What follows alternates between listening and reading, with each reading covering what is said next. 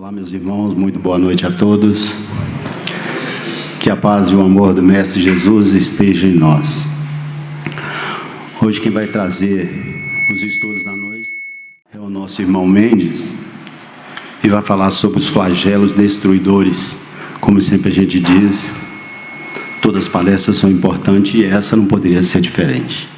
Então vamos elevar os nossos pensamentos a Deus, nosso Pai, a Jesus, nosso Mestre, para fazermos a prece que o Mestre Jesus nos ensinou.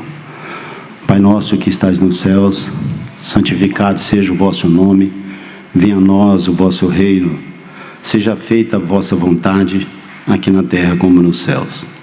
O pão nosso de cada dia, dá-nos hoje e sempre, perdoa, Senhor, as nossas ofensas, assim como nós perdoamos a quem nos tem ofendido. E não nos deixeis cair em novas tentações, mas livra-nos, Senhor, de todos os males, físicos e espirituais. Em nome de Jesus, assim seja. Vamos envolver então o nosso irmão Mendes, que vai trazer os estudos da noite. Obrigado. Boa noite. Esse tema de hoje, ele é um tema meio complexo. O Allan Kardec, ele dividiu as leis divinas, didaticamente, em 10 leis, mantendo o mesmo formato dos 10 mandamentos, que é a mesma lei divina.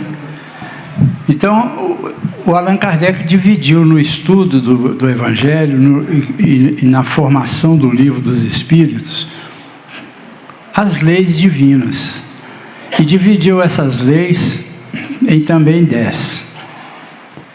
Lei de adoração, lei do trabalho, a última lei, a 10ª, justiça, amor e caridade, que é até a mais importante, que abrange as outras todas.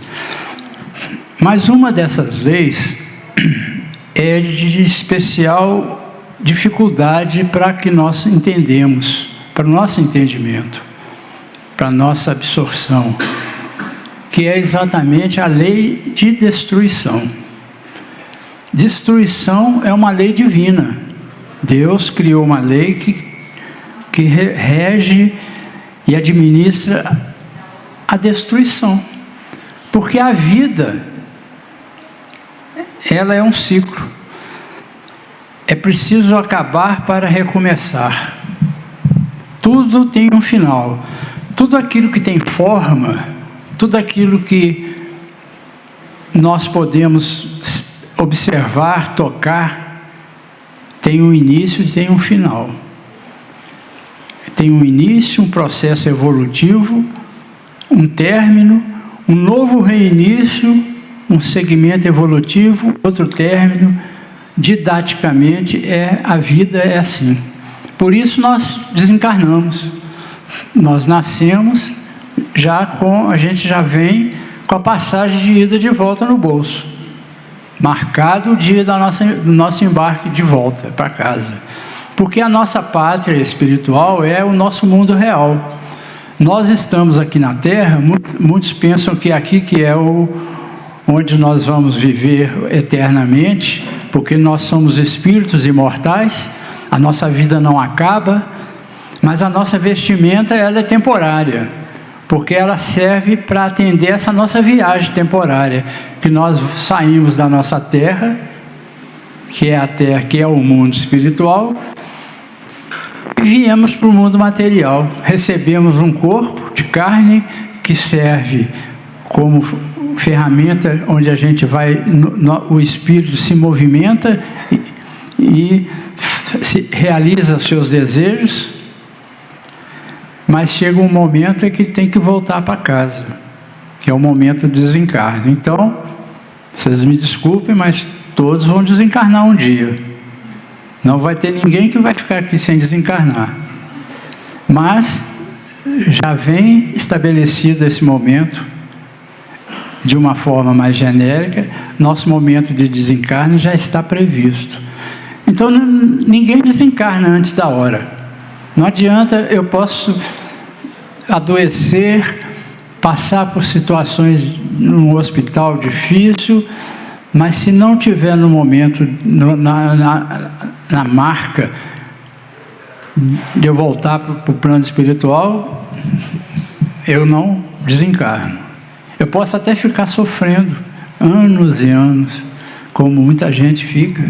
A gente sabe que existem muitas pessoas acometidas de doenças graves que estão aí no hospital, numa cama, há muitos anos, sem conseguir se mover, sem conseguir sair. Mas a morte não chega para essas pessoas porque não é o momento delas ainda. Porque a vida do espírito tem um sentido. Então nós estamos aqui num corpo de carne, viemos aqui numa reencarnação com o objetivo de aprender e caminhar na escala evolutiva. Caminhar na escala evolutiva.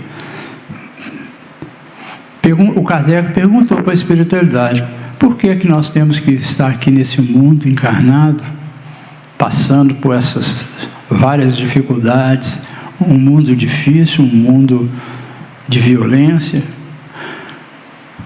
Se Deus podia deixar que nós ficarmos lá no plano espiritual mesmo. Por que eu tenho que vir? A gente tem que encarnar e depois morrer e voltar.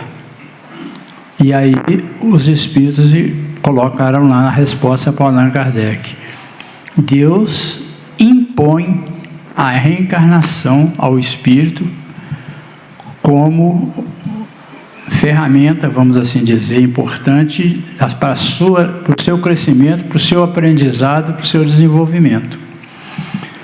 Então, a vida encarnada é uma vida temporária. Nós temos o nosso dia de voltar. Não voltamos fora do dia, a não ser que seja em caso extremo, que eu possa suicidar. Aí não está previsto. Porque no meu plano reencarnatório, eu não tenho previsão de suicídio. Não tem. Ninguém faz um plano reencarnatório para chegar aqui e falar: quando eu tiver mais ou menos tantos anos, eu vou suicidar. Não existe isso. O plano reencarnatório tem o objetivo de nos trazer à reencarnação para nós desenvolvermos os nossos potenciais, a nossa inteligência, a nossa razão, e com isso nós aprendermos a amar ao outro, amar ao próximo como a lei manda, amar ao próximo como a si mesmo, e não tirar a vida. Então isso não está no plano espiritual. Mas se eu suicidar, claro que eu vou morrer antes da hora prevista, mas vou pagar o preço, vou ser responsabilizado espiritualmente pelo ato. E o sofrimento vocês podem ter certeza, é muito maior do que o sofrimento que a pessoa esteja passando aqui na Terra, que levou ela a tomar essa atitude infeliz. Então, esse está fora de questão. Então, não cai uma folhinha de uma árvore sem que Deus permita. Então, baseado nisso, nós temos essa dificuldade de compreender essa lei de destruição. Porque tudo tem um ciclo, tudo acaba.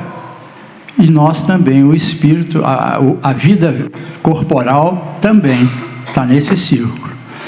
Mas a gente não compreende, a gente acha que, será que não é uma injustiça de Deus quando acontece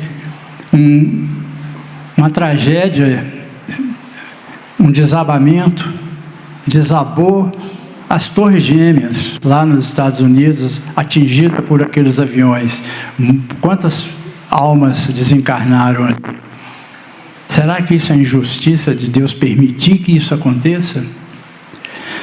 Quando tem uma enchente, como nós tivemos lá no Rio Grande do Sul, destruiu muita coisa, muitas pessoas morreram. Isso é um flagelo destruidor. E aí a gente pensa, Deus é justo, por que morreu tantas pessoas que têm uma dificuldade danada para construir um barraco lá em cima do morro, depois que se instalou, vem uma chuva forte e joga aquele barraco para fora, para debaixo, para a ribanceira abaixo. Será que é injustiça divina isso?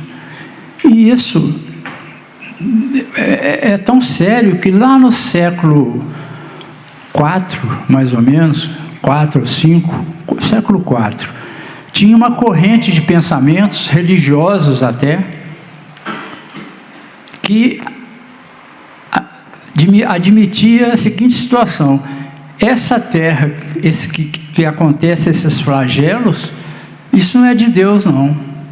Não foi Deus que construiu, Jesus, Deus que construiu essa terra. Por que ele ia construir, sendo Deus bondade, ia construir um mundo e ia colocar flagelos nele, para destruir e matar muitas pessoas? Isso é incoerente com a bondade dele.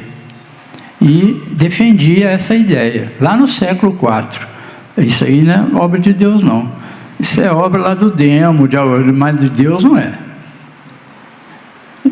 Graças a Deus não tem mais essa corrente de pensamentos. Mas o Allan Kardec, preocupado com isso, né, fez a consulta aos espíritos, porque as respostas para determinadas questões estão lá no Livro dos Espíritos, porque muitas questões só os espíritos poderiam nos responder, se bem que nem todas eles responderam literalmente, porque também muitas questões nós ainda não estamos preparados para compreender. A nossa maturidade espiritual ainda não nos permite compreender, mas todas as questões que nós pensarmos, o Livro dos Espíritos tem uma resposta. Então, esses flagelos, porque se Deus é justo, é bom, por que Ele permite um tsunami que arrasa uma cidade, mata tanta gente? Aí se a gente for lá no Livro dos Espíritos, o Allan Kardec começa perguntando para a espiritualidade superior: com que fim fere Deus a humanidade por meio de flagelos destruidores? Então o Kardec perguntou: por que Deus faz isso? De tempos em tempos ou de lugar em lugar acontece um flagelo.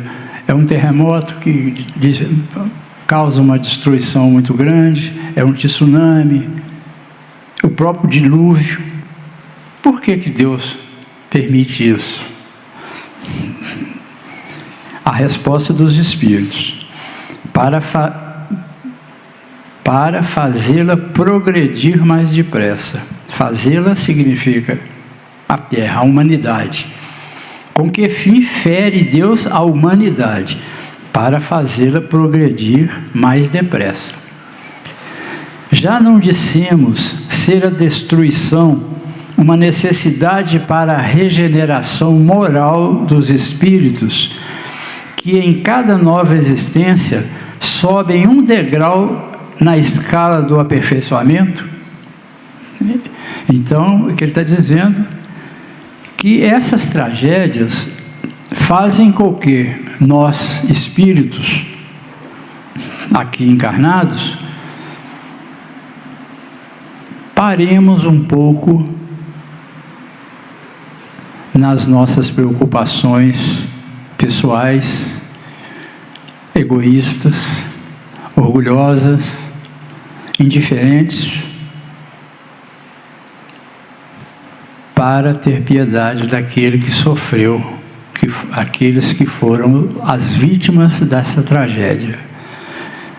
Então nós vimos, por exemplo, lá no sul, no Rio Grande do Sul, teve aquela tragédia, aquelas enchentes lá, que destruiu muita gente, deixou muita gente desabrigada, matou muita gente, e comoveu todo o país. de todos os estados do país, desde lá do Acre até lá embaixo no Paraná, saíram caminhões e caminhões de doações, de ajuda, de profissionais em área de saúde, para ir lá ajudar aquele povo, aquelas pessoas que sofreram com a tempestade, com as inundações, pessoas que perderam entes queridos, que perderam tudo que tinha na vida, perderam tudo de material e receberam ajuda, começaram a receber ajuda de todo o país e até de fora. Então, esse é um dos objetivos, fazer com que nós, em algum momento, vamos descer da nossa indiferença e vamos preocupar com o outro. Vamos fazer com que o nosso coração se modifique um pouco. E isso é um dos objetivos desses flagelos. Muitas pessoas estão reunidas em determinadas regiões, são pessoas iguais, porque os espíritos se atraem pela igualdade de energias, de gostos. Então, parece coincidência, mas indiretamente a tendência é que muitos espíritos se reúnem no mesmo lugar, numa mesma atividade, por questões de afinidade. E muitos desses espíritos, às vezes, têm compromisso com a lei. E muitos desses espíritos se esquecem da lei de Deus, se esquecem, estão preocupados só com a matéria, são egoístas, são orgulhosos, em algum momento são poderosos e usam esse poder para crescer mais, para sempre ter mais, e não pensa no outro, move um dedo para ajudar o outro. Então, quando essa situação se propaga por muito tempo, o número cresce de tal forma que Deus acha por bem dar um pit stop ali, vou dar um chega para lá nesse povo, para que eles parem e comecem a pensar que eles não são tão fortes como acham que são. E aí ocorrem esses flagelos, para despertar o povo a pensar em Deus, a pensar na fragilidade que nós somos em vista da própria vida. Nós ainda somos crianças, principalmente espirituais, temos muito que aprender. Então essas tragédias é uma das formas que Deus tem de nos ensinar no nosso comportamento com relação ao nosso próximo. Aí, continuando a resposta, preciso é que veja o objetivo para que os resultados possam ser apreciados. Então é preciso que a gente entenda os objetivos para que a gente possa julgar o resultado. Então nós para poder chegarmos e falar, puxa vida, Deus é injusto, fez cair aqui uma tempestade logo onde as pessoas que aqui não têm condições de se resguardarem. Por que Ele não colocou a chuva lá para o outro lado? Mas se nós atentarmos aos objetivos de Deus, nós vamos saber que Ele não faz as coisas erradas. Ele é justo, bom, e as atitudes dele são sempre em nosso benefício, mesmo que nos pareça que seja um castigo cruel. Então é preciso que se veja o objetivo para que os resultados possam ser apreciados. Somente do vosso ponto de vista pessoal, isso é os espíritos respondendo para o Allan Kardec, somente do vosso ponto de vista pessoal os apreciais. Ou seja, a gente só olha pelo nosso ponto de vista material. As perdas que temos, aquilo que nós construímos com muito sacrifício e que perdemos, a gente não olha, não tem uma visão mais profunda da situação. Daí vem que qualificais de flagelos por efeito do prejuízo que vos causam. Essas subversões, porém, são frequentemente necessárias para que mais pronto se dê o advento de uma melhor ordem de coisas e para que se realize em alguns anos o que teria exigido muitos séculos. O que ele quis dizer? A gente só olha com os olhos materiais. Mas se a gente for analisar, essas tragédias, elas nos fazem, aos sobreviventes, vamos assim dizer, e mesmo aqueles que desencarnaram lá no mundo espiritual, eles vão compreender. Vão compreender. Mas então, nós analisarmos o quanto que isso impulsiona positivamente para o bem o homem, quando ele desce do seu orgulho para ir ajudar o vizinho que sofreu a tragédia.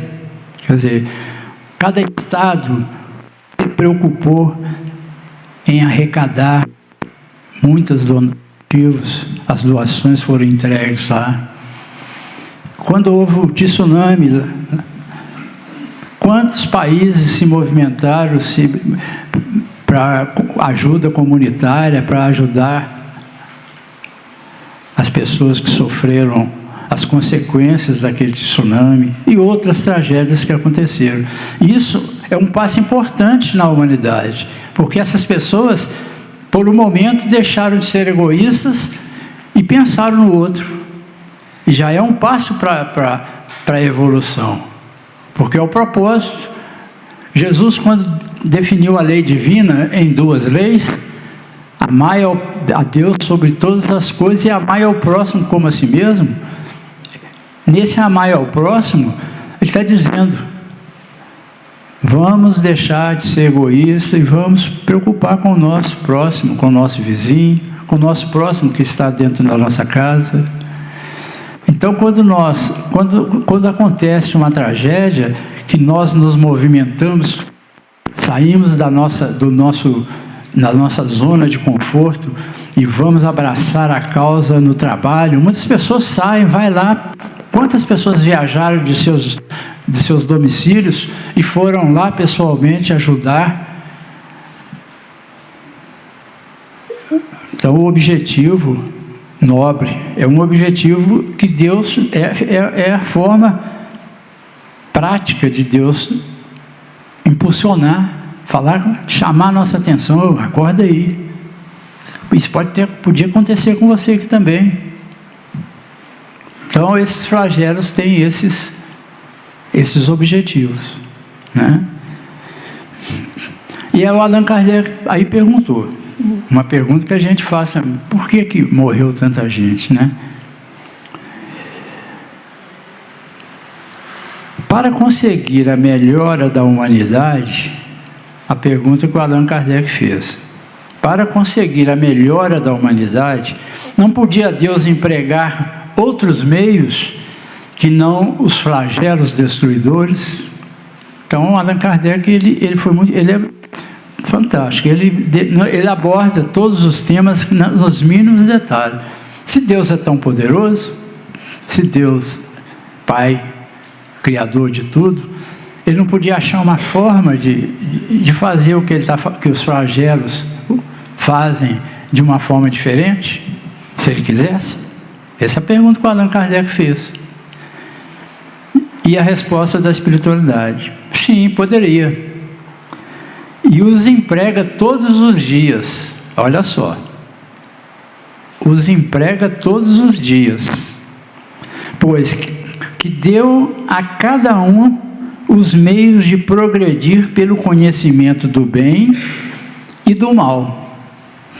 O homem, porém, não se aproveita desses meios.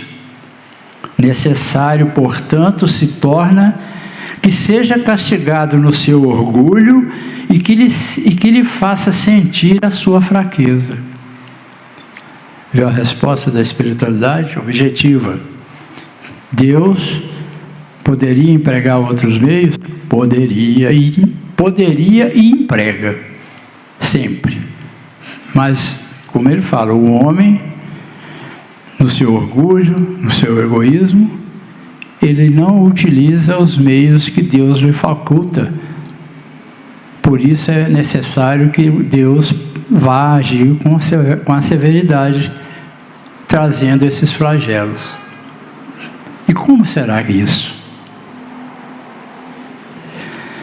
Deus nos dá a inteligência, a razão, as suas leis, amar ao próximo, mostra-nos o quanto é negativo nós sermos orgulhosos, egoístas. Nos ensina que fora da caridade não há salvação, que a caridade é o caminho para que nós atingimos os nossos destinos de sermos espíritos angelicais um dia. Mas nós somos orgulhosos, egoístas. A nossa caridade ainda não atinge o patamar de uma caridade real. O que é a caridade real? A caridade é ser benevolente com o outro. Nós não nos colocamos no lugar do outro. Nós julgamos, condenamos e executamos se for possível para nós. Nós não temos humildade de aceitar um irmão que se pareça menos do que nós, sendo que todos nós somos iguais. Nós não temos a benevolência de nos colocar no lugar do outro e procurar entender o porquê que ele age em alguns momentos de maneira infeliz, de maneira prejudicial. A gente já vai condenando, vai excluindo. A gente exclui a pessoa. Nós precisamos de aprender a incluir. Incluir, amar, compreender, ter indulgência, procurar ensinar sem humilhar, sem constranger, aprender a perdoar, aprender a respeitar os limites de cada um, principalmente os nossos, porque o nosso limite termina onde começa o do nosso irmão, e a gente ultrapassa constantemente esses limites. Nós aprender a respeitar a natureza, aí procurar entender como que a natureza é importante. Deus criou essa natureza para nós podermos viver nesse planeta. Então nós temos que manter essa natureza, porque como Deus colocou tudo certo, no lugar certo, Deus não fez nada errado, mas o homem vai lá e com as suas próprias mãos causa a destruição, destrói a natureza. O próprio progresso, muitas vezes, ele impulsiona o homem a fazer isso, na ganância de fazer cada vez mais, de ter mais, produzir mais, ter mais poder. Então essas são as formas que Deus tem de não precisar usar flagelos destruidores. Se todos os homens agissem conforme Deus estipulou, conforme a lei, amando o seu próximo, se colocando no lugar dele, amando a natureza sem destruir, sem fazer um desmatamento, com ganância de dinheiro, de poder econômico, se fosse mais bem dividido esse poder econômico com o próximo, com o amar o próximo, eu não quero só para mim, eu quero dividir. O Chico Xavier, quando ia numa feira comprar frutas, ele chegava lá na barraca de laranja, pegava uma beleza boa, punha lá, pegava uma ruim, punha lá, pegava outra bonita, punha lá, Pegava outra ruim, punha lá. Aí perguntaram para ele: ô Chico, por que você pega uma boa e pega essas que são estragadas? Ele falou assim: meu filho, se eu for pegar todas as boas, não vai sobrar boa para os outros. Então eu divido. Eu pego uma para mim e deixo para o outro. Pego uma ruim para mim. Então, esse espírito de amar o próximo. Se nós agíssemos todos, a humanidade, nessa linha, talvez não fosse necessário esses flagelos destruidores. Além de que esses flagelos têm como objetivo também consertar a humanidade, a natureza que está destruída em grande parte, em muitos lugares, pela mão do homem. Para filtrar os gases venenosos da atmosfera, para remover embaixo da terra os fluxos de água, para fazer fluir melhor, para consertar as coisas que estava pronto e que o homem destruiu. Então ele usa para isso. Se o homem aprender a agir com amor, de um modo geral, flagelos destruidores talvez não fossem tão constantes como é hoje. E aí o Allan Kardec vai mais fundo, pergunta para a espiritualidade: mas nesses flagelos tanto sucumbe o homem de bem como o perverso. Será justo isso? Então as perguntas que a gente faz quando toca no assunto.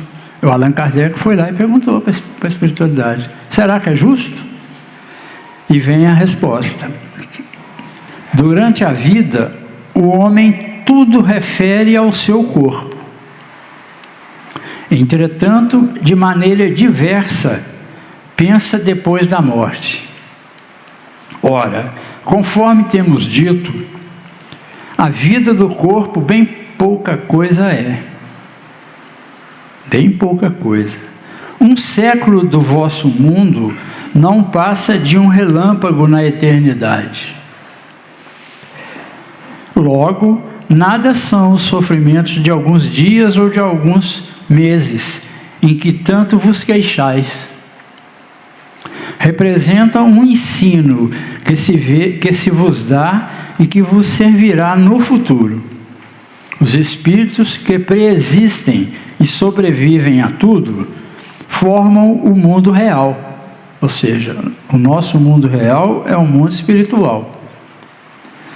Forma o mundo real. Esses, os filhos de Deus, e o objeto de toda sua solicitude, são os espíritos. Deus está protegendo, trabalhando em função da evolução do espírito.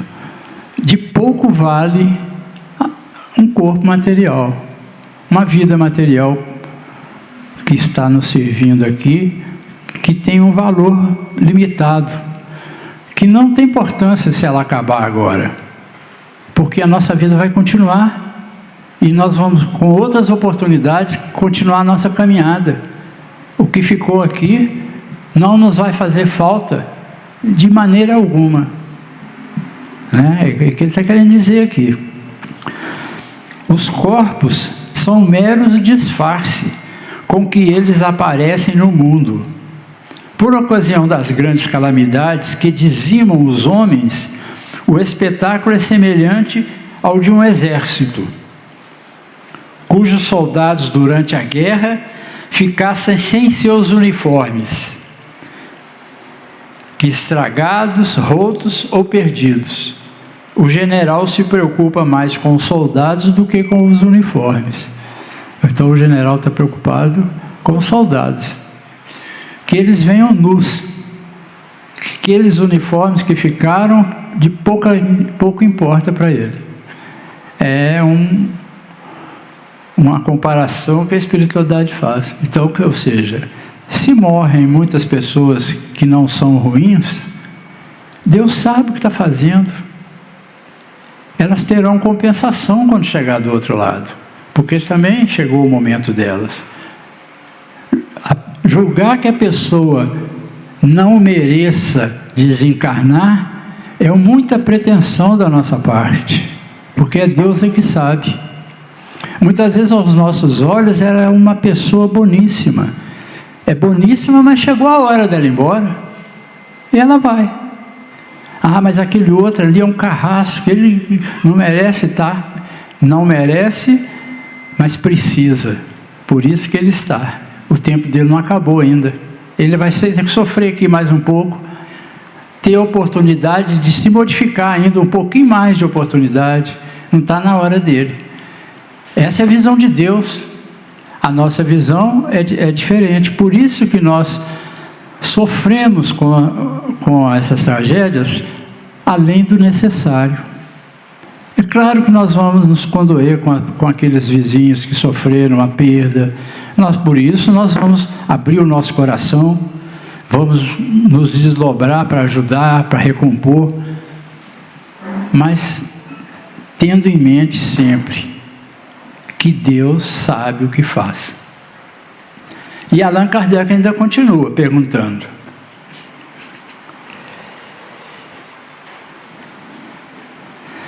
O Allan Kardec é insistente. E ele pergunta, mas nem por isso as vítimas desses flagelos deixam de ser vítimas. E aí vem a resposta. Se considerais a vida qual ela é, e quão pouca coisa representa em relação ao infinito, então diz, essa vida nossa encarnada, o que ela representa em relação ao infinito, menos importância darias a isso. Em outra vida, essas vítimas acharão ampla compensação aos seus sofrimentos, se souberem suportá-los sem murmurar. Ou seja, vamos confiar. Chegar lá do outro lado batendo palma. Não vamos chegar lá xingando. Porque a gente tem que confiar que Deus faz tudo para o nosso bem. Chegou o nosso momento de ir embora, vamos embora alegres. Porque é muito melhor do lado de lá do que aqui. Se nós temos a oportunidade de estar voltando, é porque nós já cumprimos a nossa meta aqui. Nós vamos chegar lá, missão cumprida, vamos partir para frente. A nossa caminhada continua. Vamos encarar outro desafio, que esse já ficou para trás. E o outro desafio pode ser muito melhor do que esse. Pode ser pior também, depende de mim. Mas normalmente é muito melhor. Então, não há motivo para culpar Deus, achar que Deus é injusto por causa de muitas pessoas que desencarnam. O desencarne é uma coisa natural para todos nós. Todos nós.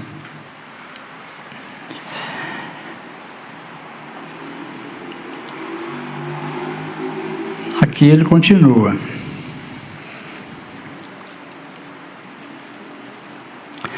Venha por um flagelo a morte ou por uma causa comum, tanto faz, se morrer num flagelo ou morrer numa causa comum. Eu posso morrer lá no desabamento, mas se eu estiver dentro da minha casa, assistindo televisão, eu posso morrer ali também. Então, qual que é a diferença? Né? Venha a morte por um flagelo ou por uma causa comum, ninguém deixa por isso de morrer, desde que haja soado a hora da partida. A única diferença em caso de flagelo é que um maior número parte ao mesmo tempo. Aí tem muitos casos que acontecem, por exemplo, a gente sabe que esses flagelos da humanidade, essas tragédias que mataram muita gente, espiritualmente analisando por esse lado, nós já tem muitas literaturas que nos informam que a gente vê que não tem nada de injustiça. Muitas vezes são expiação que estamos passando, porque esse aqui é um mundo de expiação. O que é um mundo de expiação? É um mundo onde todos nós temos contas a acertar com a justiça divina. Todos nós temos contas pendentes a acertar. Porque se nós não tivéssemos nenhuma conta para acertar, nós não estaríamos aqui. Nós já estaríamos no mundo de regeneração. Se estamos ainda, que ainda tem umas continhas no prego lá para nós pagar. Isso é certo. Então, não adianta nós ficarmos chateados, revoltados contra Deus por causa dessas coisas. Então acontece muito esses flagelos antigos. Por exemplo, os campos de concentração na Segunda Guerra Mundial. Em muitas literaturas a gente vê que aqueles judeus que foram exterminados naqueles campos de concentração, em encarnações passadas, eram os romanos que queimavam os cristãos na arena e jogavam para as feras. Então, é um resgate. E como acontece esses resgates? Esses resgates demoram a acontecer, porque a espiritualidade tem um trabalho de juntar as pessoas num lugar só, para que aconteça que todos vão ao mesmo tempo, da mesma forma. O circo lá no Rio de Janeiro que pegou fogo, morreu muita gente queimada. Todas aquelas pessoas que estavam no circo também faziam parte dessas tragédias lá da época dos romanos, queimando os cristãos. Eram soldados romanos, eram aquelas pessoas. Então, Deus reúne as pessoas que vão ter que desencarnar por um mesmo motivo ou por uma mesma forma. Muitas vezes eles conseguem reunir todas num lugar e promove ali um acidente que já está também previsto para acontecer, e aquele acidente, é tipo assim, vou juntar o útil ao agradável. É uma comparação grosseira, mas vou juntar ali. Ali vai acontecer uma tragédia, aquele prédio ali vai incendiar. A espiritualidade já sabe e vê, há um trabalho que ela consegue, no momento, já ter colocado ali dentro daquele prédio muitas pessoas que têm o karma de desencarnar queimado, que já acontece tudo de uma vez só. Então, essas coisas, a espiritualidade tem tudo sob controle. Nada é um acaso e nada é por injustiça ou castigo, ou muito menos por vingança de alguma coisa. Não é nada disso. É a forma que Deus tem para nos educar, nos estimular a fazer o bem, nos estimular a seguir a lei, a amar ao próximo, né? Como Jesus colocou, né? Amar ao próximo como a si mesmo. Então, a gente vai desmistificando essa lei, a lei da destruição. Tudo tem que acabar para recomeçar. A vida é um ciclo. O espírito nasce, o espírito encarna, vive uma vida. Nessa vida ele aprende, ele desenvolve, ele comete erros. Desencarna, vai no plano espiritual, passa um tempo refletindo sobre a sua encarnação, refletindo sobre aquilo que fez, sobre aquilo que não fez. E aí planeja a próxima. Aí ele vai refletir e vai falar, puxa vida, eu saí bem nessas tarefas aqui e tal, mas nessas outras aqui eu pisei na bola feio. Eu preciso voltar para poder consertar isso aqui, porque senão eu não vou caminhar na minha evolução. E aí ele planeja a vinda dele. E muito desse planejamento está escrito lá. E assim que for chegar a determinada época, eu quero passar por esse sofrimento, porque esse sofrimento é que vão curar a minha consciência. Interessante, né, Luiz? O terra que vem do sul, né, que vem sempre vem no presente, as formas da gente, né? Tem gente que já manda doações, já pegaram, já. Sim. Tem outros que ficam chorando na casa, sem fazer nada, não manda dinheiro, não manda roupa, não manda nada, mas chora. Mas não tem ação de fazer ainda. A dor está dentro dele, mas ele ainda não dá conta de fazer. Sim. E a gente fica encantado de ver o tanto de gente que aparece. Exatamente. É por isso que a gente fala. Hoje mesmo eu recebi uma mensagenzinha dizendo isso. Que o mundo não está tão ruim quanto nós achamos que está. Que nós olhamos muito o nosso dia a dia e vemos muitas coisas desagradáveis, muita violência, muita coisa ruim. Mas o nosso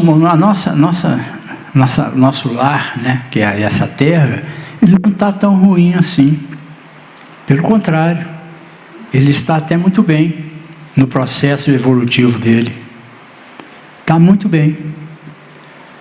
O que acontece é que nesse período de transição que nós estamos passando, porque nós sabemos que o mundo, a nossa terra, ele já está passando por um processo de transição. Nós estamos caminhando para uma promoção, vamos assim dizer. O mundo vai ser promovido de expiação para regeneração. É uma mudança muito importante. Porque o mundo de expiação que esse que nós habitamos hoje é um mundo de violência, realmente, é de sofrimento. Mas, como eu disse, já está num processo bem melhor, né? A maioria já faz o bem. Tem lá a sua minoria que ainda é presa ao mal, mas como essa minoria recebe mais atenção, parece que ela que está em maior número, mas não é. Mas então, como nós estamos aqui, esse mundo vai se modificando aos pouquinhos. Esses transtornos, esses flagelos, têm também por objetivo restaurar a geografia do próprio mundo, restaurar as suas florestas, restaurar os seus mares, as suas criações marítimas, os animais, restaurar a atmosfera, os gases atmosféricos, melhorar a qualidade, porque transformando-se em mundo de regeneração, a qualidade é outra completamente. A qualidade do ar, a qualidade da vida é outra, não é igual a essa. Não é um ar poluído. É um ar mais leve, é um ar mais sutil. A vida é mais leve. As doenças desaparecerão. Os males não existirão. É claro que vamos ainda precisar de reencarnar nele, porque ainda temos algum orgulho, algum egoísmo, uma vaidadezinha que a gente tem que ainda trabalhar em nós. Mas o mal ao outro não fazemos mais. Não seremos mais egoístas ao ponto de prejudicar o outro. O crime não vai acontecer abertamente mais como acontece. Então esse é um mundo de regeneração. E que nós estamos a caminho desse mundo. Mas o mundo de regeneração, ele é formado por espíritos regenerados. Não adianta ter um mundo de regeneração e se não tem espírito regenerado para ir habitar esse mundo. E esse espírito regenerado somos nós que estamos trabalhando em nós essas qualidades que o Evangelho nos traz. Essas qualidades que Jesus nos trouxe. Da bondade, do amor, da fraternidade. Extirpar de nós, da nossa intimidade, o nosso orgulho. Aprender a perdoar, aprender a pedir perdão, aprender a sensibilizar com o sofrimento do nosso irmão, a não discriminar. Então, tudo isso são os caminhos que nos levam a esse mundo de regeneração. Então, parece que esse mundo nosso está perdido, porque espíritos que estão naquelas regiões mais trevosas da Terra, espíritos que vêm de vidas infelizes no mal, estão reencarnando nesse mundo, estão reencarnados aqui junto de nós também, com o objetivo de ter mais uma oportunidade de se melhorarem, porque Deus dá oportunidade para todos. Então aqueles espíritos que estavam lá no mundo espiritual, esperando, porque já desencarnaram, mas espíritos ainda que fazem o mal, que não melhoraram nada as suas atitudes, tem uma última oportunidade de estar aqui junto de nós, onde a maioria já faz o bem espontaneamente, para aprender, para tentar modificar os seus corações, para ver se ainda conseguem dar um passo melhor nessa evolução. Por isso eles estão no meio de nós, e isso aparece muito, porque eles ainda fazem o mal. Nem todos pensam dessa forma. Eles receberam a oportunidade de mais uma reencarnação e a utilizam como sempre utilizaram. Então esses, infelizmente para eles, é a última oportunidade de estar aqui na Terra. Logo serão levados para outros mundos, para mundos mais primitivos, para aprender a se desenvolver moralmente nesses mundos mais primitivos, com mais sofrimento, evidentemente, mas não é por castigo. É a metodologia de ensino que Deus utiliza para nos ensinar. Agora, aqueles que já conseguem enxergar o outro como irmão, esses já estão a caminho, já estão praticamente convidados a vestir a roupa nupcial. Porque sem a roupa nupcial nós não chegaremos a entrar nesse mundo, não. Esse mundo é como uma festa de casamento. Se não tiver lá com sua roupinha de casamento, meu filho, volta da porta. Então, esses flagelos, como eu disse lá, é uma coisa natural, necessária, e nós, como humanidade, temos a nossa parcela de responsabilidade nesses flagelos, porque eles acontecem no momento em que nós falhamos. Então Deus acha por bem chamar muitos ao mesmo tempo ali para poder mostrar, lembrar o caminho que tem que seguir, lembrar a lei. Infelizmente, como tem um ditado que fala que os bons também pagam pelos pecadores, muitos vão junto. Mas não é por castigo, é porque esses bons também estão na hora de ir. Eles simplesmente foram colocados lá para poder aproveitar a carona. Não foram castigados, mas os outros sim, não é castigo. Os outros foram penalizados para que pudessem refletir melhor. Mas os bons que estavam na hora de ir vão junto.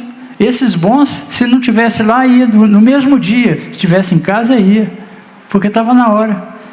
Agora, eles estando lá, ele tem uma vantagem muito grande, que vai ser mais uma reflexão para aqueles que ficaram vivos. Mais uma reflexão.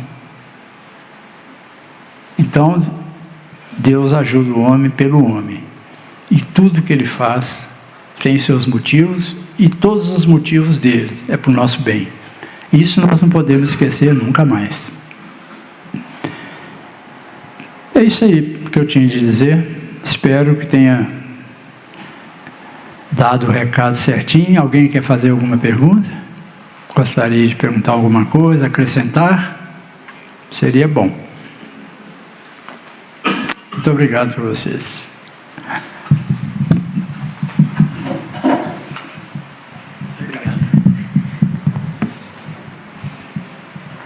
Boa noite, meus irmãos. É sempre bom recebê-los. Hoje eu só tenho 2 recados, vai ser rápido. Primeiro, a nossa casa está promovendo a venda de galinhada, de uma galinhada que nós vamos fazer. Essa venda vai ocorrer no dia 12/4, mas é necessário comprar antes desse dia. E está saindo a R$20. Se quiserem pagar no cartão, é só pagar lá na maquininha da biblioteca. Se fizerem o pagamento em forma de Pix, é necessário mandar o comprovante para um número aqui que eu vou falar para vocês. Eu vou falar agora, mas se não der para vocês anotarem aí, no final, quem quiser pode me procurar que eu passo. O número é o 31 98867 0594. O outro recado é que nós estamos precisando de tarefeiros na cozinha. Oi.